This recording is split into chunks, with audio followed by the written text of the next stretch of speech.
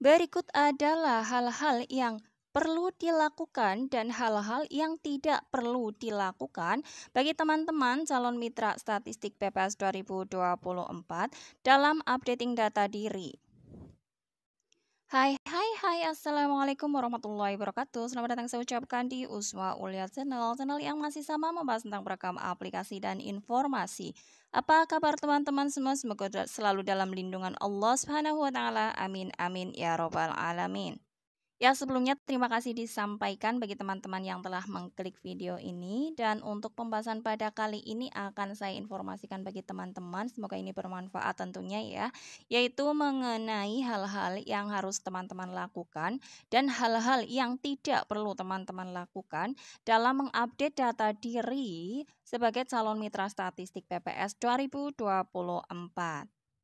Jadi pastikan teman-teman untuk simak video ini sampai selesai ya, jangan di skip agar tidak gagal paham juga tidak ada informasi yang terlewatkan.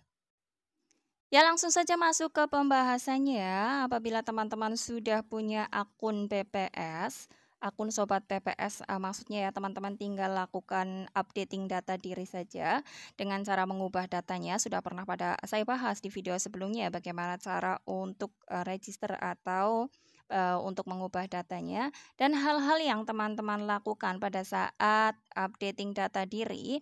Pastikan teman-teman mengupdate data diri secara berurutan ya. Artinya, urut itu mulai dari profil yang paling pertama kali sebelah kiri, kemudian ke sebelahnya pengalaman, kemudian ke file administrasi, ke rekening lainnya, catatan, dan terakhir ke bagian atau tab hubungan eksternal. Jadi harus runtut, harus urut supaya tidak ada yang terlewat ya.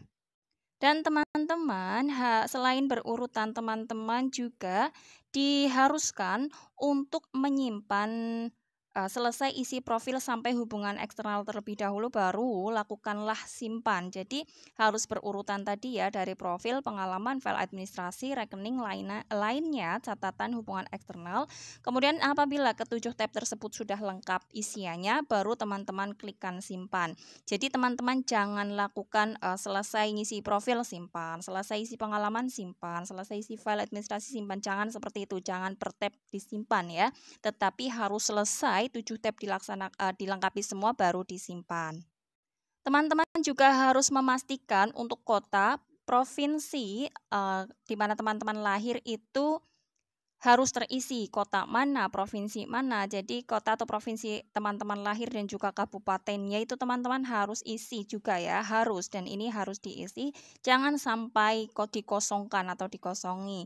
Kemudian tips yang teman-teman harus lakukan juga untuk pengisian nomor handphone, pastikan teman-teman isikan dengan tanda +62, kemudian nomor handphone teman-teman tanpa mencantumkan angka 0 ya, seperti pada contoh ini.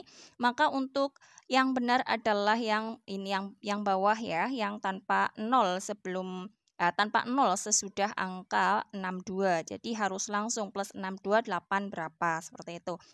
Sekali lagi jangan cantumkan angka 0-nya. Tips selanjutnya bagi teman-teman pada penggunaan CAPI ya, berarti di pengalaman. Apabila teman-teman itu tidak pernah menggunakan CAPI atau bahkan belum pernah berpengalaman menjadi petugas pendataan di BPS, harap hilangkan centangnya. Jadi centang-centang yang kadang sudah ada sebelumnya di situ, untuk teman-teman hilangkan centangnya ya, apabila teman-teman memang belum pernah berpengalaman di situ. Jadi sebagai informasi, penggunaan CAPI itu adalah Computer Assisted Personal Interview atau CAPI ya, penggunaan Computer Assisted Personal Interview, merupakan instrumen pendataan di PPS yang berupa aplikasi yang umumnya memuat kuesioner, survei, atau sensus. Contohnya, untuk aplikasi yang digunakan oleh PPS adalah Kulsis dan juga Fasi. Jadi jangan teman-teman misalkan belum pernah menggunakan CAPI tapi teman-teman centang, pada saat dicek ternyata nama teman-teman belum pernah menggunakan CAPI, ini akan tidak sinkron ya nantinya. Jadi upayakan untuk mengisi semua isian dalam mengupdate data profil tersebut sejujur-jujurnya sesuai memang pengalaman dari teman-teman itu sendiri. Selanjutnya untuk foto KTP dan ijazah, pastikan untuk foto KTP ukuran file maksimal 100 KB dengan rasio 4x6. Jadi, teman-teman pilih harus mematuhi aturan ini dan untuk ijazahnya ini ukuran file maksimalnya adalah 1 MB. Jadi hal-hal yang harus diperhatikan adalah ukuran file maksimal. Kemudian format filenya itu JPG atau JPEG ya, bukan PDF. Kemudian file tidak terpotong dan terlihat jelas. Misalkan KTP terlihat nik dan juga fotonya. Jadi harus benar-benar terlihat dengan jelas. Hal yang perlu teman-teman perhatikan setelahnya atau selanjutnya yaitu mengenai rekening.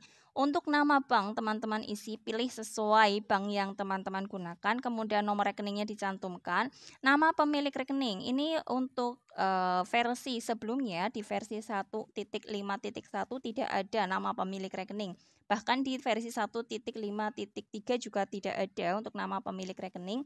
Dan apabila teman-teman sudah melakukan updating data pada sebelumnya yaitu pada versi 1.5.3 itu disarankan atau dihimbau untuk melakukan update data kembali karena untuk versi yang terbaru sekarang adalah versi 1.5.5 di mana sudah ada isian ya, sudah ada isian untuk nama pemilik rekening. Jadi harus teman-teman isikan nama pemilik rekeningnya. Jika memang nama pemilik rekening adalah kalian sendiri atau teman-teman sendiri, berarti nama pemilik rekening harus sesuai dengan nama pendaftarnya ya. Dan informasi untuk teman-teman, diupayakan untuk nama pemilik rekening itu tanpa ada gelar. Selanjutnya pada saat pengisian merek dan tipe HP. Contoh pengisian merek dan tipe HP ini yang salah dan yang benar teman-teman lihat di sini. Untuk merek HP ini misalkan adalah Vivo 1810. Kemudian tipe HP Android. Penulisan seperti ini salah ya teman-teman. Apabila teman-teman dalam penulisan merek HP seperti ini, teman-teman silahkan diupdate lagi profilnya dengan cara mengupdate atau mengisikan pengisian yang benar sesuai dengan ketentuan. Misalkan di sini merek HP adalah Vivo 1810, maka teman-teman cukup tuliskan Vivo saja. Kemudian untuk tipe HP-nya yang tadinya teman-teman tuliskan Android, maka harus teman-teman isikan tipe HP sesuai yang teman-teman gunakan. Itu biasanya di bagian belakang HP teman-teman ada keterangannya atau di kardus HP-nya itu ada keterangannya atau bisa juga dilihat di HP teman-teman ya, diklik saja di bagian setelan kemudian dicari informasi mengenai tipe HP dari teman-teman dan harus teman-teman masukkan tipenya sesuai dengan yang teman-teman gunakan. Selanjutnya untuk pengisian catatan bisa silahkan teman-teman tuliskan hal-hal penting yang bisa kira-kiranya untuk menambah pertimbangan tim seleksi untuk menerima teman-teman ya.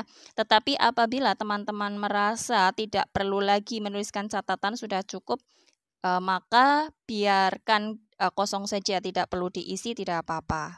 Untuk mempunyai hubungan kerja dengan kedinasan atau lembaga lain, ini harus teman-teman jawab dengan jujur. Apabila sebagai contoh misalkan teman-teman adalah guru honorer, maka harus dijawab iya. Kemudian nama kedinasan atau lembaganya dinas pendidikan, misalkan ini ya. Keterangannya berarti teman-teman isikan keterangan. Misalkan guru SMA honorer terikat kontrak sampai tahun berapa, kemudian sumber pembayaran honornya itu dari APBD atau dari mana. Harus teman-teman isikan di bagian catatan ini ya, bagian keterangan kedinasan atau lembaga. Ya demikian untuk informasi yang dapat disampaikan pada kali ini. Semoga informasi ini bermanfaat terutama bagi teman-teman yang sedang menunggu hasil pengumuman akhir ya, dan semoga hasil terbaik akan teman-teman terima nantinya dan maksudnya teman-teman diterima sebagai sebagai mitra statistik BPS 2024 yang namanya tercantum dalam database BPS Kabupaten atau Kota di mana teman-teman tinggal. Salam sukses selalu tentunya, dan apabila ada pertanyaan bisa silahkan tulis saja di kolom komentar, nanti saya upayakan untuk semaksimal mungkin saya menjawabnya. Dan akhir kata, wassalamualaikum warahmatullahi wabarakatuh.